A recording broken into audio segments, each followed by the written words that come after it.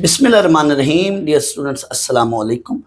Students, अब हम exercise 1.3 का क्वेश्चन नंबर 2 करते हैं। क्वेश्चन नंबर 2 में हमें कहा जा रहा है solve the following equations bye completing square. Students, इसमें जितनी भी इक्वेशंस दी गई हैं उनको हमने कंप्लीटिंग स्क्वायर मेथड से सॉल्व करना है। स्टूडेंट्स, अपनी अपनी बुक खोलें और बुक का पेज 20 निकालें।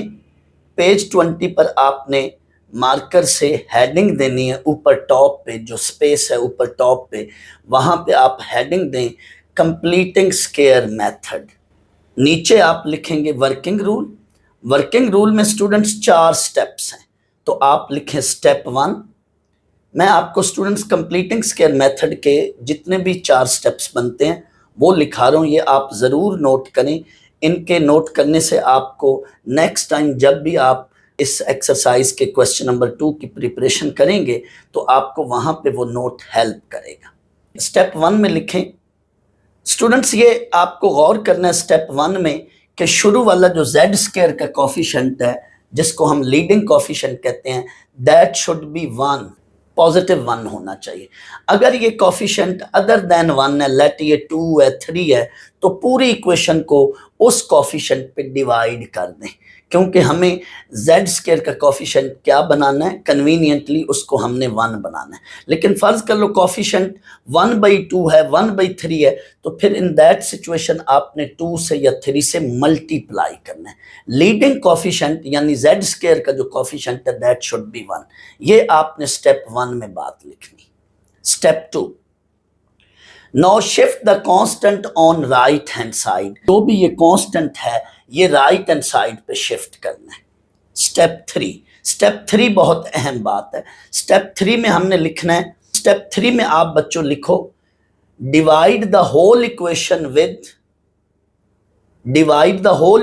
With the factor. स्टूडेंट्स, ये वो चीज है, फैक्टर लफ्ज के बाद ये वो चीज लिखें, half into coefficient of z whole square.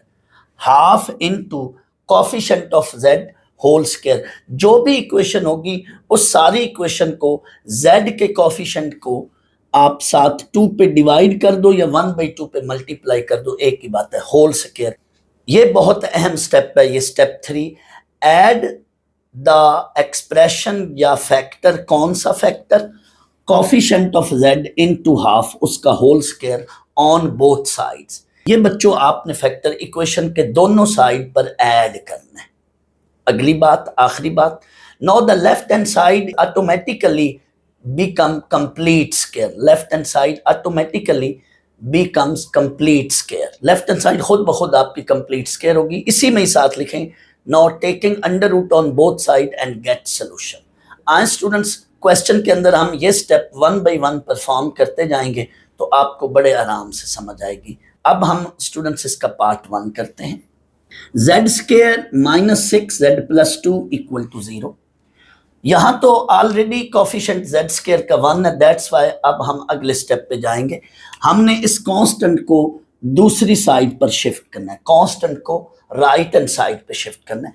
यहां ये +2 है, उधर जाके क्या बन जाएगा, -2। अब हमने क्या करना है, कोफिशिएंट ऑफ z उसका हाफ मल्टीप्लाई विद 1/2 मीन उसका हाफ ऊपर स्क्वायर। तो स्टूडेंट्स यहाँ नेगेटिव है या पॉजिटिव है, हमने यहाँ जो कोफिशिएंट लिखना है वो पॉजिटिव ही लिखना है, क्योंकि नेगेटिव का स्क्वायर भी वो पॉजिटिव हो जाएगा। तो उसका हाफ, कोफिशिएंट ऑफ z 6 है, उसका हाफ। अब ये काट रहे हैं तो ये बन रहा है 3 स्क्वायर।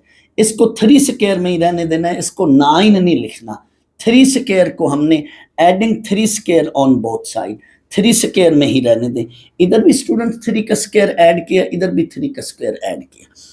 अब ये students left side automatically complete square बन चुकी है। आपने क्या करना है, इन दोनों को स्क्वायर के अंदर लिखना है। बट यहाँ मैंने अभी साइन का डिसीजन नहीं लिया। स्टूडेंट्स, आपने साइन का डिसीजन हमेशा यहां से करना है, z के कोफिशिएंट से। ये अगर नेगेटिव है तो यहाँ पे नेगेटिव डालना है, ये अगर z का कोफिशिएंट पॉजिटिव है तो यहाँ पे पॉजिटिव डालना है। तो इधर फिलहाल हम नेगेटिव डाल रहे हैं। z का जो भी कोफिशिएंट होगा उसका साइन इधर आपने पुट करना है। नेगेटिव है तो नेगेटिव पुट कर देना, पॉजिटिव है तो पॉजिटिव पुट कर देना। Now taking under root on both side, दोनों तरफ आपने अंडर रूट लिया। स्टूडेंट्स यहाँ पे जहाँ पे आपने दोनों तरफ अंडर रूट लिया तो राइट साइड पर आपने प्लस माइनस इसी स्टेप में डालना है। कई बच्चे क्या करते हैं, प्लस माइनस यहां से अगले स्टेप में डालते हैं, नहीं, आपने इधर ही प्लस माइनस डालना है, चाहे ये जो भी वैल्यू हो। लेट यहाँ पे 9 है तो अगले स्टेप में ये प्लस माइनस 3 हो जाएगी। फिलहाल ये अंडर रूट 7 है तो इसको ऐसे रहने देना है, लेकिन प्लस माइनस आपने इसी स्टेप में डालना है। अब यहाँ पे ये देखें, स्क्वायर अंडर रूट कैंसिल हो गया, z-3 और राइट साइड पे प्लस माइनस अंडर रूट 7। कई बच्चे कहते हैं हम इधर भी प्लस माइनस डाल सकते हैं। स्टूडेंट्स, आप दोनों साइड पे अगर प्लस माइनस डालेंगे तो आपके 4 आंसर्स बनेंगे, उनमें से फिर 2 आंसर्स जो हैं वो सेम होंगे, हम उसको सोल्यूशन सेट से डिस्कार्ड कर देंगे। दैट्स वाई हम प्लस माइनस एक साइड पर ही डालते हैं, दोनों तरफ पे, दोनों तरफ प्लस माइनस डालने की जरूरत नहीं। अब स्टूडेंट्स इस -3 को उधर ले जाएं तो ये -3 उधर जाके +3 हो जाएगा। आप इधर +3 लिख लें या यहाँ पे +3 लिख लें, शुरू में आपकी मर्जी है। आखिर में स्टूडेंट्स हमने सोल्यूशन सेट लिखना है। अब हमने स्टूडेंट्स सोल्यूशन सेट लिखना है। सोल्यूशन सेट से क्या मुराद, सेट के अंदर आपने सोल्यूशन को लिखना है। सेट के अंदर सोल्यूशन को लिखें तो ये आपका स्टूडेंट सोल्यूशन सेट बन गया। इनफैक्ट बच्चों ये 2 वैल्यूज हैं, कौन कौन सी, एक है 3 + √7 कॉमा, दूसरी है 3 - √7। तो आप कॉमा डाल के 2 वैल्यूज बना लें, 2 एलिमेंट्स बना लें सेट के अंदर, या ऐसे भी लिख दें तो भी ठीक है। बुक में यूं लिखा हुआ है 3 + -√7, तो ये भी सही है आंसर। सेकेंड पार्ट है हमारा ये, इसमें स्टूडेंट्स लीडिंग कोफिशिएंट को 1 होना चाहिए, बट यहाँ पे -1/2 है, तो हमने अब लीडिंग कोफिशिएंट को 1 बनाना है, तो हमने पूरी इक्वेशन को क्या करना है, -2 से मल्टीप्लाई कर देना। पूरी इक्वेशन को इसमें क्या करेंगे, हम -2 से मल्टीप्लाई कर देंगे। ये काम मैंने किया। अब ये लीडिंग कोफिशिएंट 1 बन गया। नेक्स्ट हमारा ये स्टेप है, कोफिशिएंट ऑफ z उसका हाफ लेना है। कोफिशिएंट ऑफ z इज 10, यहाँ पे -10 होता तो भी मैं 10 लिखता। कोफिशिएंट ऑफ z इज 10, उसका हाफ। स्टूडेंट्स ये काट रहे हैं, ये 2 और 10 काट रहे हैं तो ये 5 का स्क्वायर। फर्ज कर लो ये ना कटते, लेट यहाँ पे कोफिशिएंट 7 होता तो फिर हम 7/2 का स्क्वायर दोनों तरफ ऐड करते, बट इस वक्त ये 5 बन रहा है, 5 का स्क्वायर दोनों तरफ ऐड किया। ये स्क्वायर में रखना है, इसको 25 ना लिखे, क्योंकि यहाँ पे जब ये स्क्वायर होगा तो इधर हमें होल स्क्वायर बनाने में आसानी होगी। ये जो 2 वैल्यू स्क्वायर में होती हैं इधर हमने उनको होल स्क्वायर में लिख लेना है, बट हमने साइन का डिसीजन यहाँ से लेना है। ये जो z का कोफिशिएंट है, ये अगर पॉजिटिव है तो यहाँ पे हम पॉजिटिव रखेंगे, अगर ये z का कोफिशिएंट नेगेटिव है तो यहाँ पे हम नेगेटिव साइन रखेंगे। इस वक्त पॉजिटिव है तो यहाँ पे हम पॉजिटिव साइन रख रहे हैं, बट यहाँ पे देखें स्टूडेंट्स ये नेगेटिव था तो इधर मैंने नेगेटिव साइन डाला। हमारा अगला स्टेप क्या है, taking under root on both side, under root लिया। स्टूडेंट्स ये लेफ्ट साइड पे स्क्वायर अंडर रूट कैंसिल हो गया, राइट साइड पे हमारे पास ये वैल्यू बन गई। 5 को उधर ले जाएं, मैंने यहाँ पे लेफ्ट पे 3 को लिखा था, बट 5 को मैंने जान के इधर राइट पे लिख रहा हूँ, तो यहाँ लिख लें या यहाँ लिख लें, इससे कोई असर या फर्क नहीं पड़ेगा। फाइनली हमारा सोल्यूशन सेट क्या है, -5 ± √29 साथ ही ब्रैकेट क्लोज। ये हमारा स्टूडेंट सोल्यूशन सेट बन गया। कई बच्चे कहते हैं सर ये जो √7 है या ये √29 है, मैं इसको सॉल्व करके यानी डेसिमल की फॉर्म में लिख लूं? नहीं बेटा, जब भी कोई ऐसी वैल्यू जो अंडर रूट की फॉर्म में होती है उसके 2 आंसर्स होते हैं, या वो रैशनल वैल्यू होती है या वो इर्रेशनल वैल्यू। अब रैशनल वैल्यू कौन सी होती है, वो अंडर रूट की वैल्यूज जो कंप्लीट स्क्वायर फॉर्म में कन्वर्ट हो के स्क्वायर अंडर रूट कट जाए। जैसे 9 अंडर रूट है तो 9 को हम लिखेंगे 3 स्क्वायर, ऊपर under root, square under root cut जाएगा तो आंसर 3। तो 9 का अंडर रूट या 16 का अंडर रूट या 25 का अंडर रूट, ये स्क्वायर अंडर रूट कट के आंसर 3 या 4 या 5 बन रहा है, तो वो तो हम लिखेंगे। लेकिन कोई और वैल्यू जो अंडर रूट पूरा पूरा सॉल्व नहीं हो रहा तो वो फिर इर्रेशनल वैल्यू होती है, और इर्रेशनल वैल्यू को हम डेसिमल फॉर्म में पूरी वैल्यू को कंप्लीटली लिख ही नहीं सकते, टोटल वैल्यू हम डेसिमल में लिख ही नहीं सकते। दैट्स वाई बेहतर है आप √5 या √7 या √6 बन रहे तो उसको वैसे ही रहने दें, उसकी डेसिमल फॉर्म यानी अप्रोक्सीमेट फॉर्म आप ना लिखें। पार्ट 3 है 4z² plus 5z equal to 14। इसमें already constant right hand side पर है। अगर कांस्टेंट लेफ्ट हैंड साइड पर होता तो फिर हम उसको राइट हैंड साइड पर शिफ्ट करते, बट यहाँ पे already constant right hand side पर है। स्टूडेंट्स, हमारी रिक्वायरमेंट ये होती है कि z² का कोफिशिएंट 1 हो। अगर z² का कोफिशिएंट 1 के अलावा हो तो हमने उस कोफिशिएंट को अगर मल्टीप्लाई हो रहा है तो डिवाइड करेंगे, अगर डिवाइड हो रहा हो तो मल्टीप्लाई करेंगे। यहाँ पे 4 मल्टीप्लाई हो रहा है तो dividing with 4 on both sides किया। ये स्टूडेंट्स 14/4 ये 7/2 बन रहा है। नेक्स्ट हमने ये काम करना है, कोफिशिएंट ऑफ z उसका हाफ लेना, यानी मल्टीप्लाई विद 1/2 कर लें। यहाँ पे देखें कोफिशिएंट ऑफ z जो है वो 5/4 है, 5/4 इसका हाफ लिया।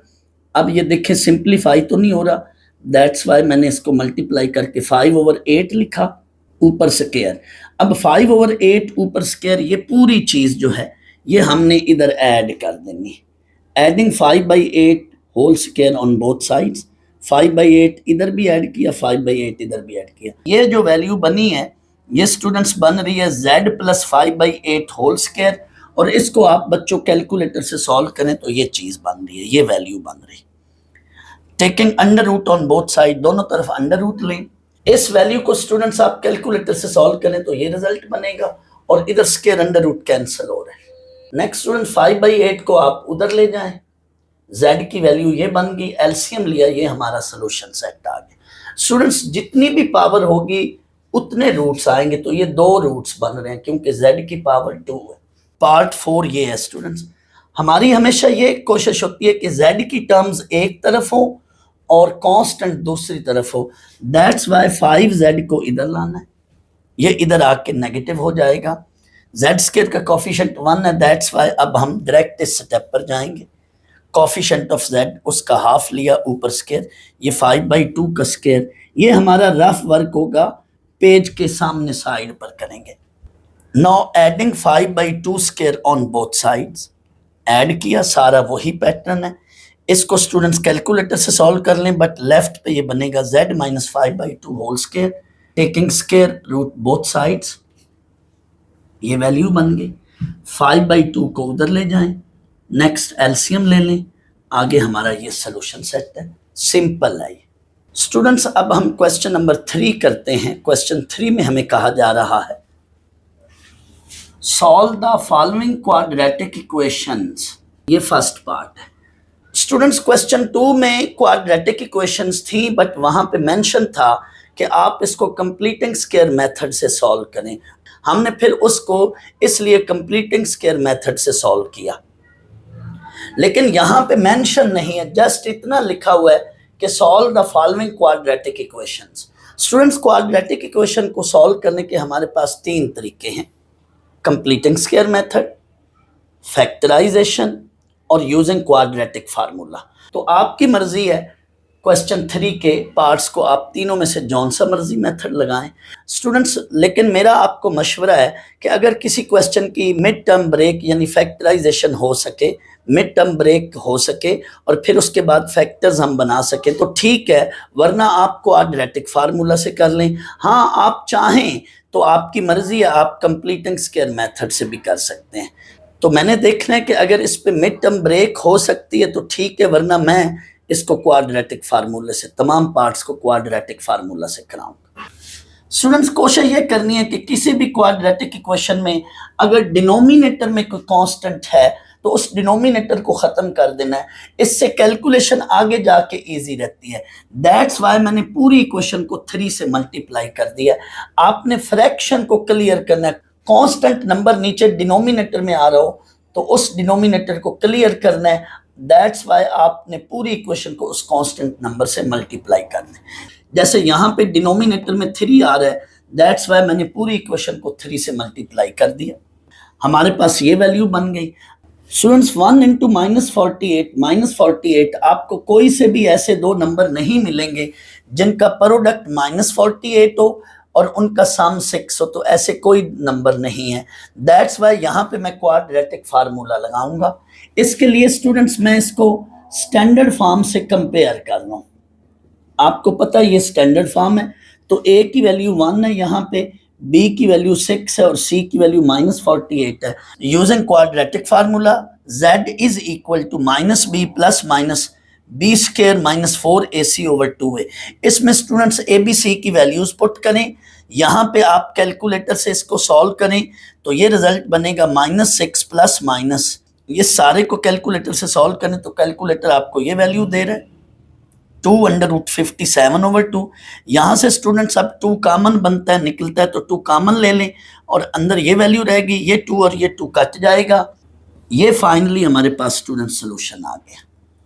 सेकंड पार्ट देखें, ये सेकंड पार्ट गिवन है z² -1/2 z + 17। फिर वही बात, डिनोमिनेटर में यहाँ पे 2 है तो मैंने पूरी इक्वेशन को 2 से मल्टीप्लाई कर दिया, हमारे पास ये इक्वेशन बन गई। अब ए बी सी सिंपल है, वो इधर पुट करेंगे तो कैलकुलेशन इजी हो जाएगी, वरना आप बी को वैल्यू -1/2 देकर भी सॉल्व करेंगे तो हो जाएगा। यहाँ पे भी आप ये ए को 1/3 वैल्यू देकर भी सॉल्व करेंगे तो हो जाएगा, लेकिन निस्बतन इसके वो मुश्किल कैलकुलेशन होगी। और यहाँ पे भी ये इजी कैलकुलेशन है, अगर आप b को -1/2 वैल्यू के साथ सॉल्व करेंगे तो वो निस्बतन इसके वो मुश्किल कैलकुलेशन होगी। तो ये कैलकुलेशन बड़ी सिंपल बन रही है, आप इसको देख लें। इसमें मैंने ए बी सी की वैल्यू क्वाड्रेटिक फार्मूले में पुट की हैं, इसको स्टूडेंट्स आप कैलकुलेटर से सॉल्व करें तो ये वैल्यू बन रही है।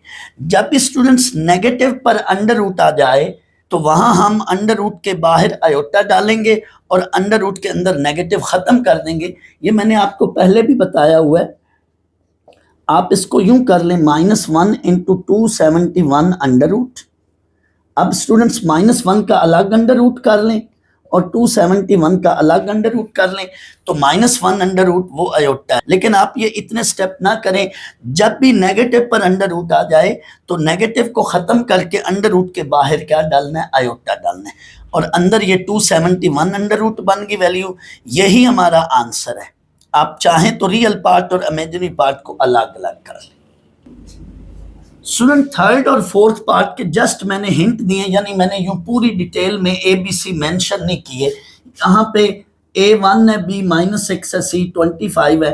डायरेक्ट क्वाड्रेटिक फार्मूला लगाएं और वैल्यूज पुट करें तो आपको ये रिजल्ट मिलेगा। आप इसकी कैलकुलेशन करें तो ये रिजल्ट बन जाएगा। आप इसको देख लें, ये कैलकुलेशन करेंगे तो ये अंडर रूट -64 है, अंडर रूट -64।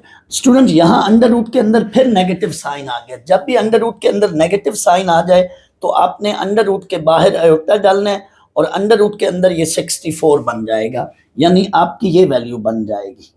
अब 64 का अंडर रूट वो 8 है, दैट्स वाई मैंने डायरेक्ट 8 आयोटा लिख दिया। अब स्टूडेंट यहाँ से 2 कॉमन लेकर इस डिनोमिनेटर वाले 2 को काट दें तो ये हमारा आंसर है। मैंने मोटी मोटी बातें बता दी हैं हिंट्स की फॉर्म में, बाकी आप खुद देख लें। इस पार्ट के भी मैंने हिंट दिए ताकि आपका टाइम बचे। ए की वैल्यू 1, बी की वैल्यू -9, सी की वैल्यू 11। डायरेक्ट क्वाड्रेटिक फार्मूले में स्टूडेंट्स पुट कर लें, आपके पास ये रिजल्ट बनेंगे। इसको आगे कैलकुलेट करें तो फाइनल ये सोल्यूशन आएगा आपका।